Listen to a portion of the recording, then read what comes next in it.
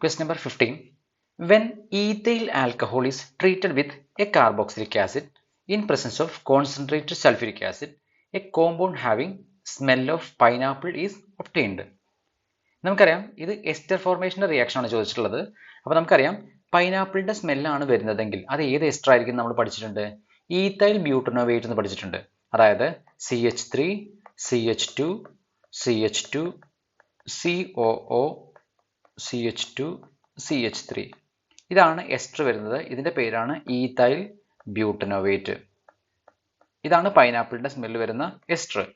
അപ്പോൾ ഈ ഈത്തൈൽ ബ്യൂട്ടനോവേറ്റ് ഉണ്ടാക്കണമെങ്കിൽ ഒരു കാർബോക്സിലിക് ആസിഡും ഒരു ആൽക്കഹോളും തമ്മിൽ റിയാക്ട് ചെയ്യണം. അതിൽ ആൽക്കഹോൾ ഏതാണെന്ന് ക്വസ്റ്റിനിൽ തന്നിട്ടുണ്ട്. ഈത്തൈൽ ആൽക്കഹോൾ ആണ്, അഥവാ CH3, CH2, OH.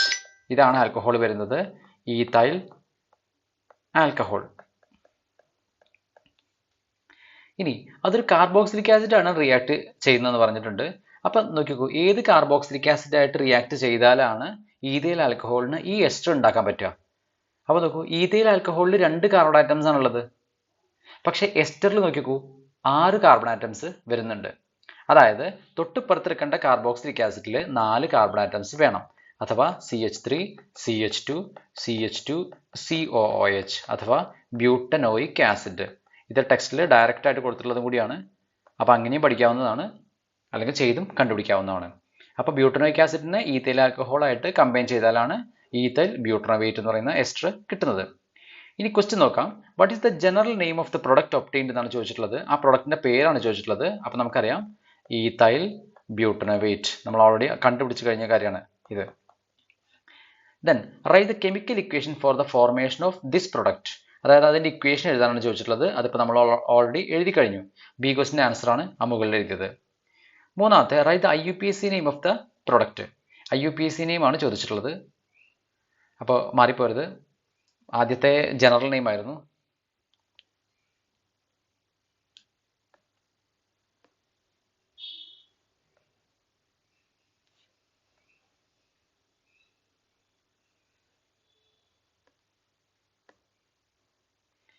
ഇനി നമുക്ക് ഓരോ ക്വസ്റ്റൻ ആയിട്ട് നോക്കാം. What is the general name of the product obtained? ആ പ്രൊഡക്റ്റിന്റെ ജനറൽ നെയിം, അതായത് ഏത് ഫാമിലി, ഏത് ഫംഗ്ഷണൽ ഗ്രൂപ്പ് ആണെന്ന് ചോദിച്ചിട്ടുള്ളത്, അല്ലാതെ IUPAC നെയിം അല്ല കേട്ടോ. അപ്പോൾ നമ്മൾ ഫാമിലിയുടെ പേരാണ് എഴുതുന്നത്. നമുക്കറിയാം എസ്റ്റർ ആണ് കിട്ടുന്നതെന്ന് അറിയാം. അപ്പോൾ അതുകൊണ്ട് എസ്റ്റർ എന്നുള്ളതാണ് ആൻസർ വരിക. B question right the chemical equation for the formation of this product. അത് നമ്മൾ ഓൾറെഡി എഴുതി കഴിഞ്ഞു. ഇതാണ് കെമിക്കൽ ഇക്വേഷൻ വരുന്നത്. ബിയുടെ ആൻസർ ഇതായിരിക്കും. നൗ സിയുടെ answer write the IUPAC name for the product. ആ പ്രൊഡക്റ്റിന്റെ IUPAC നെയിം ആണ് ചോദിച്ചിട്ടുള്ളത്. അപ്പോൾ ഓൾറെഡി നമ്മൾ അത് എഴുതി കഴിഞ്ഞിട്ടുണ്ട്. ഇക്വേഷന് താഴെയായിട്ട് ethyl ബ്യൂട്ടനോവേറ്റ്. So this is the answer for question number 15. Moving to question number 16. Two statements regarding the shell are given below. 16th A question ആണ്. The last electron of an atom fills into the shell with the principal quantum number n is equal to 3 എന്ന് തന്നിട്ടുണ്ട്. അതായത് principal quantum number n is equal to 3 തന്നിട്ടുണ്ട്. അഥവാ shell number എന്ന് പറയുന്നത് എന്താണ്? 3 ആണ് വരുന്നത്. തേർഡ് ഷെല്ലാണ് അർത്ഥം. രണ്ടാമത്തെ this shell contain A total of 7 electrons തന്നിട്ടുണ്ട്. അപ്പോൾ നമുക്കറിയാം അവസാനത്തെ ഷെല്ല് തേർഡ് ഷെല്ലാണ്, അതിൽ 7 ഇലക്ട്രോൺസ് ഉണ്ട് എന്ന് പറഞ്ഞിട്ടുണ്ട്. അഥവാ തേർഡ് ഷെല്ലിൽ നമുക്കറിയാം 3s വരുന്നുണ്ട്, അതുപോലെ 3p വരുന്നുണ്ട്, പിന്നീട് 3dയും വരുന്നുണ്ട്. പക്ഷെ നമുക്ക് 7 ഇലക്ട്രോൺസ് ഫില്ല് ചെയ്യേണ്ട ആവശ്യമുള്ളൂ. അതാണ് രണ്ടാമത്തെ പോയിന്റ് പറഞ്ഞിരിക്കുന്നത്. അപ്പോൾ 2 ഇലക്ട്രോൺസ് എസിൽ ഫില്ല് ചെയ്യുന്ന നിങ്ങൾക്കറിയാം. 5 ഇലക്ട്രോൺസ് പിയിൽ ഫില്ല് ചെയ്ത് കഴിഞ്ഞാൽ ടോട്ടൽ 7 ആയി. പിയിൽ മാക്സിമം 6 പറ്റും, പക്ഷെ 5 ഫില്ല് ചെയ്യുമ്പോൾ തന്നെ ഇവിടെ 7 ആയിട്ടുണ്ട്. ഇപ്പോൾ രണ്ടാമത്തെ പോയിന്റ് ഇവിടെ സാറ്റിസ്ഫൈ ചെയ്തിട്ടുണ്ട്. ഇനി അതിൽ എ ക്വസ്റ്റൻ ആയിട്ട് ചോദിച്ചിരിക്കുന്നത് write the electronic configuration of this atom എന്നാണ്. അപ്പോൾ 3s2 3p5 ആണ് അവസാനം വരുന്നതെങ്കിൽ അതിന് തൊട്ട് മുന്നേ ആയിട്ട് എന്തുണ്ടാവും? 1s2 2s2 2p6 ഇത്രയും വന്നിട്ടുണ്ടാവും. അതിനുശേഷമേ 3s2 3p5 വരുള്ളൂ. അപ്പോൾ അതുകൊണ്ട് ഇലക്ട്രോണിക് കോൺഫിഗറേഷൻ എന്ന് പറയുന്നത് ഇതായിരിക്കും, അഥവാ എ ക്വസ്റ്റിന്റെ ആൻസർ ഇതായിരിക്കും വരുന്നത്. ഇനി ബി ക്വസ്റ്റ്യൻ നോക്കാം. Write the name of the subshells present in the shell with n is equal to 2. 2 എന്ന് പറയുന്ന ഷെല്ലിൽ ഏതൊക്കെ സബ്ഷെൽ ഉണ്ടെന്നാണ് ചോദിച്ചിരിക്കുന്നത്. അപ്പോൾ നോക്കിക്കോ, ഇവിടെ 2sഉം വരുന്നുണ്ട്, 2pയും വരുന്നുണ്ട്, s സബ്ഷെല്ലും വരുന്നുണ്ട്, അതുപോലെ തന്നെ p സബ്ഷെല്ലും വരുന്നുണ്ട്. ഇതായിരിക്കും ക്വസ്റ്റ്യൻ ബിയുടെ ആൻസർ ആയിട്ട് വരിക. ഇനി question C, how many orientations will be there for subshell L is equal to 1? നമുക്കറിയാം ഓറിയന്റേഷൻ കണ്ടുപിടിക്കാൻ L = 1 ആണെങ്കിൽ അത് P ആണ് വരുന്നത്. നിങ്ങൾക്കൊരു ഇക്വേഷൻ പഠിച്ചിട്ടുണ്ട് 2 × L + 1 ആണ് ഇക്വേഷൻ വരുന്നത് ഓറിയന്റേഷൻ കണ്ടുപിടിക്കാൻ 2L + 1. അതിൽ Lന് പകരം 1 ഇട്ട് കൊടുക്കാനാണ് ക്വസ്റ്റ്യനിൽ പറഞ്ഞിട്ടുള്ളത്. So 2 × 1 + 1 which is equal to 3 എന്നുള്ളതായിരിക്കും ആൻസർ ആയിട്ട് വരുന്നത്. So this is the answer for question number C. Moving to 16B. Last electron in an atom with following quantum numbers n is equal to 2, L is equal to 1 തന്നിട്ടുണ്ട്. നമുക്കറിയാം n is equal to 2 എന്ന് പറഞ്ഞു കഴിഞ്ഞാൽ അത് second ഷെല്ലാണ്. L is equal to 1 എന്ന് പറഞ്ഞാൽ അത് P sub ഷെല്ലാണ് വരുന്നത്. അപ്പോൾ represent the given sub shell എന്ന് ചോദിച്ചു കഴിഞ്ഞാൽ നമുക്കറിയാം 2ന്റെ P ആണ് വരുന്നത്, അഥവാ 2P ആണ് അതിന്റെ സബ് ഷെല്ലായിട്ട് വരുന്നത്. Now question number B, find the number of orientation possible for this subshell. എത്ര ഓറിയന്റേഷൻ ഉണ്ടെന്നാണ് ചോദിച്ചിരിക്കുന്നത്. അപ്പോൾ നമുക്കറിയാം P നെ സംബന്ധിച്ച് അതിന്റെ L വാല്യൂ വരുന്നത് P ഓർബിറ്റലാണല്ലോ, P സബ്ഷെല്ലാണല്ലോ പറഞ്ഞിരിക്കുന്നത്. അപ്പോൾ അതിന്റെ L വാല്യൂ എന്ന് പറയുന്നത് 1 ആണ്. അപ്പോൾ എങ്ങനെയാണ് ഓറിയന്റേഷൻ കണ്ടുപിടിക്കുക? 2L + 1.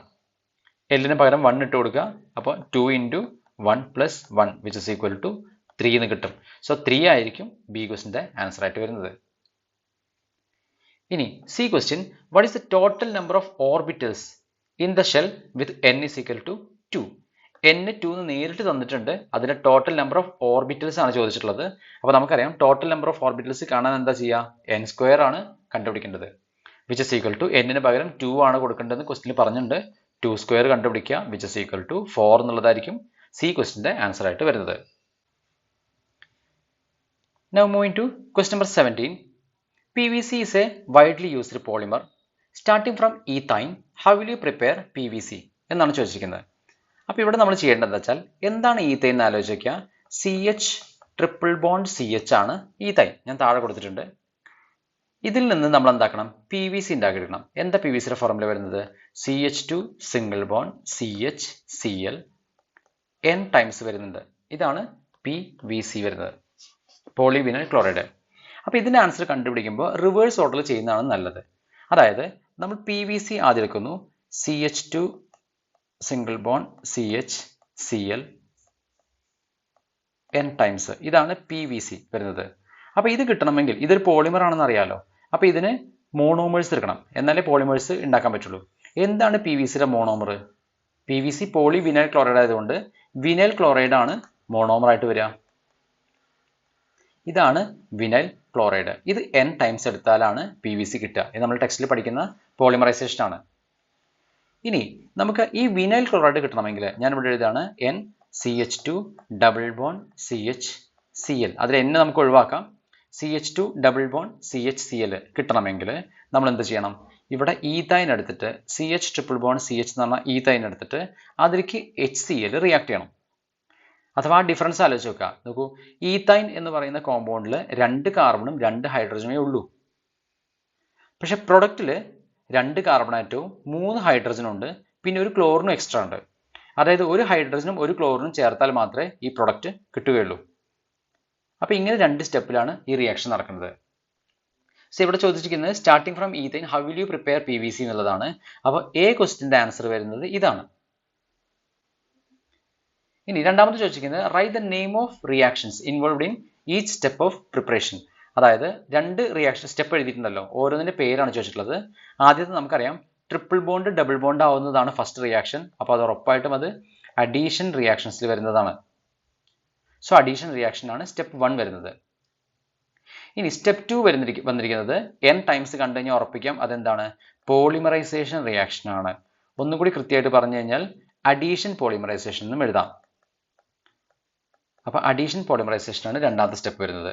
So first reaction addition reaction, second step addition polymerisation എന്നതാണ് ഇതിന്റെ ആൻസർ ആയിട്ട് വരുന്നത് കേട്ടോ. Now moving to question number 18. Molecular formula of a compound is C4H10O. C4H10O ആണ് molecular formula വരുന്നത്. Which are the families of organic compounds having this molecular formula എന്ന് ചോദിച്ചിട്ടുണ്ട്. അപ്പോൾ നമുക്കറിയാം C4H10O എന്ന് പറയുന്നത് 4 കാർബൺ ആറ്റം വരുന്നുണ്ട്. 1 2 3 4. അതിൽ ഒരു ഓക്സിജൻ വരുന്നുണ്ട്. അപ്പോൾ ഇവിടെ ഹൈഡ്രജൻ കൊടുക്കുകയാണെങ്കിൽ ഇവിടെ CH3 CH2 CH2 CH2 പിന്നെ ഓക്സിജന്റെ ഒപ്പം ഒരു ഹൈഡ്രജൻ വേണം, ആൽക്കഹോൾ ആണ്. സോ ഇതിപ്പോൾ 4 കാർബൺ ആറ്റവും 10 ഹൈഡ്രജൻ ആറ്റവും ഒരു ഓക്സിജൻ ആറ്റവും വന്നിട്ടുണ്ട്, അഥവാ ബ്യൂട്ടനോൾ അല്ലെങ്കിൽ ബ്യൂട്ടൈൻ 1 ol. ഇതാണ് ഒരു ഫോർമുല. പക്ഷേ ആൽക്കഹോളിന്റെ ഫങ്ഷണൽ ഐസോമർ ആണ് ഈതർ, നമുക്കറിയാം. അപ്പോൾ ഇത് ഉപയോഗിച്ച് നമുക്കൊരു ഈതറും വരയ്ക്കാൻ പറ്റും. എന്താണ് ഈതർ വരിക? CH3O CH2 CH2 CH3 അഥവാ മെത്തോക്സി പ്രൊപ്പൈൻ. ഇതാണ് ഈതർ വരിക. അപ്പം ഇങ്ങനെ ആൽക്കഹോൾസും ഈതേഴ്സും ആണ് നമുക്ക് ഈ ഫോർമുല യൂസ് ചെയ്ത് ചെയ്യാൻ പറ്റുക. സോ എ ക്വസ്റ്റിൻ്റെ ആൻസർ വരുന്നത് വിച്ച് ആർ ദ ഫാമിലീസ് എന്നാണ്. അപ്പോൾ അതിൻ്റെ ആൻസർ വരുന്നത് ആൽക്കഹോൾസ് അതുപോലെ തന്നെ ഈതേഴ്സ് എന്നുള്ളതാണ്. Question number B. Write the structural formula of the pair of functional isomers having this molecular formula. Functional isomer ചോദിച്ചിട്ടുണ്ട്. നമുക്കറിയാം ഫങ്ഷണൽ ഐസോമറിൽ ഫങ്ഷണൽ ഗ്രൂപ്പ് തന്നെ മാറണമല്ലോ. അപ്പോൾ ബി ക്വസ്റ്റിൻ്റെ ആൻസർ വരിക ഈ ബ്യൂട്ടനോളിനാണ് ഫങ്ഷണൽ ഐസോമർ വരയ്ക്കാൻ പറ്റുക.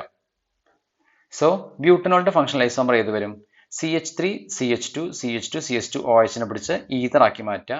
ഞാൻ ഈ വരച്ചിരിക്കുന്ന ഈ രണ്ടെണ്ണം തന്നെയാണ് ഫങ്ഷണൽ ഐസോമേഴ്സ് വരിക. കാരണം രണ്ടിനും ഒരേ മോളിക്കുലർ ഫോർമുലയാണ്, പക്ഷെ ഡിഫറെൻറ്റ് ഫങ്ഷണൽ ഗ്രൂപ്പാണ്. ഒന്നാമത്തെ ആൽക്കഹോൾ ആണ്, രണ്ടാമത്തത് ഈതർ ആണ്. So this is the answer for B question. C question. Right the structural formula of a pair of position isomers having this molecular formula. അതായത് പൊസിഷൻ ഐസോമേഴ്സിന്റെ പേര് എഴുതാനാണ് പറഞ്ഞിരിക്കുന്നത്. അപ്പോൾ നമുക്കറിയാം ഈ രണ്ടെണ്ണത്തിൽ ആൽക്കഹോൾസിനാണ് പൊസിഷൻ ഐസോമർ കാണിക്കാൻ പറ്റുക. അപ്പോൾ അതുകൊണ്ട് തന്നെ അതിൻ്റെ പൊസിഷൻ ഐസോമർ വരിക ഒന്ന് CH3 CH2 CH2 CH2 OH. ആ കോമ്പൗണ്ട് അതേപോലെ എഴുതണം. പിന്നെ അതോടൊപ്പം തന്നെ എന്ത് വേണം? CH3 CH2 CHOH CH3. ഇത് രണ്ടുമാണ് പൊസിഷൻ ഐസോമേഴ്സ് വരിക.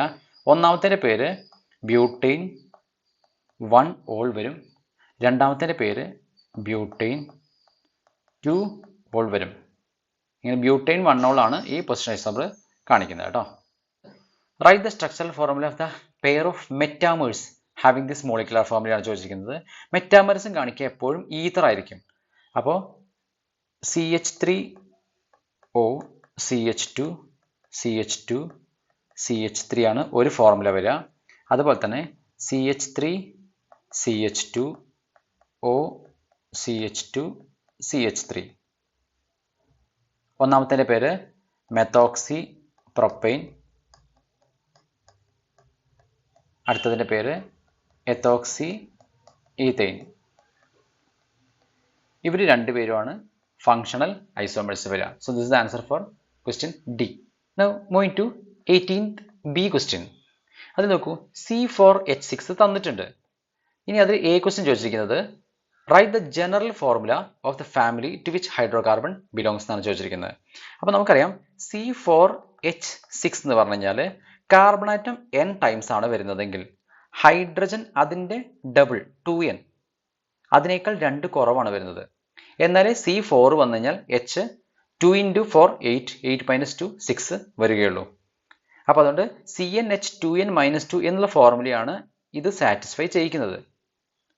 അപ്പോൾ അതുകൊണ്ട് തന്നെ ഇതിന് ജനറൽ ഫോർമുല വരുന്നത് CnH2n - 2 അഥവാ ആൽക്കൈൻസ് എന്നുള്ള കാറ്റഗറിയിലായിരിക്കും അത് വരുന്നത്.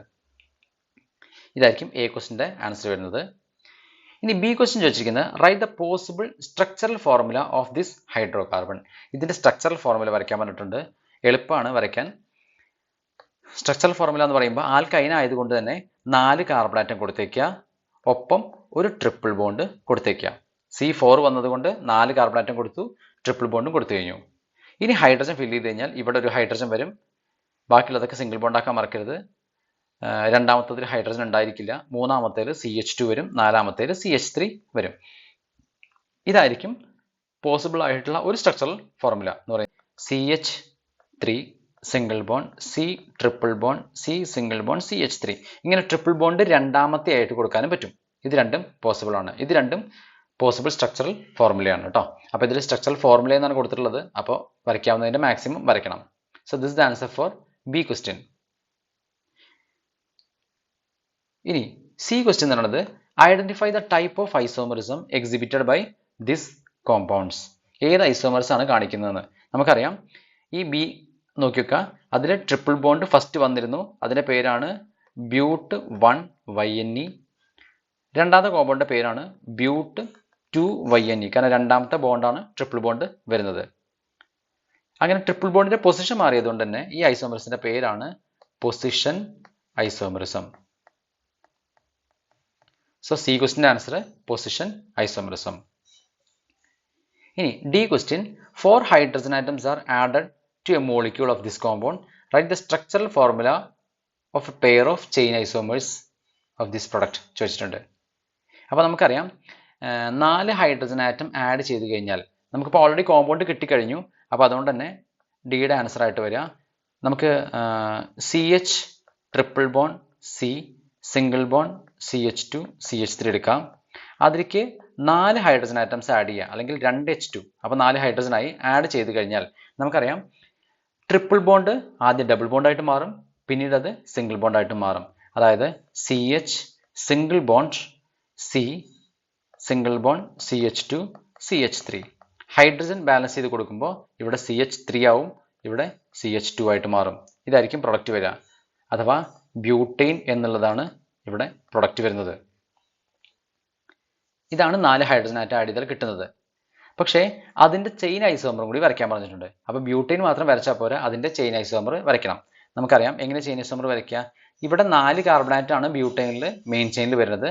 അത് മാറ്റിയിട്ട് 3 കാർബണാറ്റം മെയിൻ ചെയിനിൽ വരുന്ന രീതിയിൽ CH3 CH CH3 ഒരു കാർബണാറ്റത്തിനെ ബ്രാഞ്ചാക്കി കൊടുത്തേക്കാം. ഇത് രണ്ടും വരച്ചു കഴിഞ്ഞാൽ ചെയിൻ ഐസോമേഴ്സുമായി.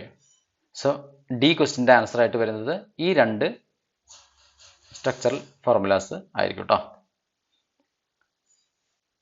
ഇപ്പം നമ്മൾ 18 ക്വസ്റ്റ്യൻസ് ആണ് ഡിസ്കസ് ചെയ്തത്. ഇതേ മോഡലായിരിക്കും ഓണം എക്സാം വരുന്നത്. അപ്പോൾ എപ്പോഴും ശ്രദ്ധിക്കേണ്ടത് അവസാനത്തെ സെക്ഷൻ ക്വസ്റ്റ്യൻസ് ഒക്കെ ചെയ്യുമ്പോൾ അതിലെ കുറച്ചുകൂടി ഡിഫിക്കൽട്ടി ലെവൽ അല്ലെങ്കിൽ കുറച്ച് അണ്ടർസ്റ്റാൻഡിങ് ലെവൽ ക്വസ്റ്റ്യൻസ് ഒക്കെ വരാൻ സാധ്യത കൂടുതലാണ്. ഒരുപാട് ബൈഹാർട്ട് ചെയ്യുന്ന ആളുകൾക്ക് അത് ബുദ്ധിമുട്ട് വരാൻ സാധ്യത ഉണ്ട്. കുറച്ചധികം സമയം എടുക്കാനും ചാൻസ് ഉണ്ട്. അപ്പോൾ അവസാനത്തെ ക്വസ്റ്റ്യൻസ് ഒക്കെ പെട്ടെന്ന് തന്നെ ചെയ്ത് അവസാനിപ്പിക്കാനും കൂടി എല്ലാവരും ശ്രദ്ധിച്ചേക്കുക. ഒരിക്കലും അവസാനത്തെ 5 മിനിറ്റ് നേരത്തേക്ക് ഈ അവസാന ക്വസ്റ്റ്യൻസ് വരുന്ന രീതിയിൽ നിങ്ങൾ ഹറിബറിയായിട്ട് ചെയ്യേണ്ട അവസ്ഥ വരരുത്. അപ്പോൾ മാർക്കുകൾ കുറയാനുള്ള സാധ്യത ഉണ്ട്. അപ്പോൾ നന്നായിട്ട് ശ്രദ്ധിച്ചെഴുതുക. എല്ലാവർക്കും നല്ലൊരു എക്സാം ആശംസിക്കുന്നു. All the best.